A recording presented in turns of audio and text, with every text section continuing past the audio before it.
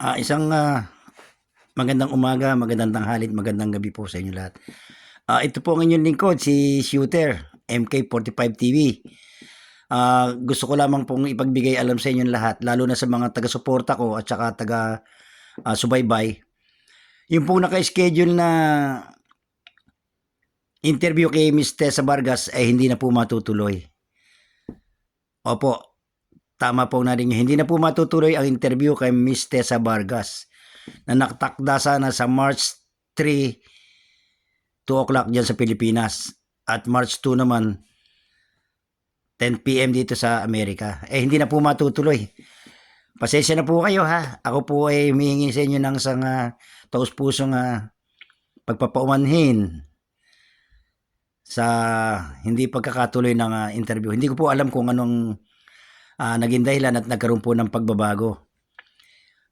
Kaya po ako ay agad-agad na gumawa nitong video para ipagbigay alam sa inyong lahat. Inuulit ko, pangunawa po sana at marami pong salamat sa inyo. Sana huwag kayong magsawa ng pagsubaybay sa aking munting channel at pagsuporta. O sige po, maraming pong salamat. Shoutout po sa inyo lahat at ingat po tayong lahat. I love you po. Okay, bye-bye.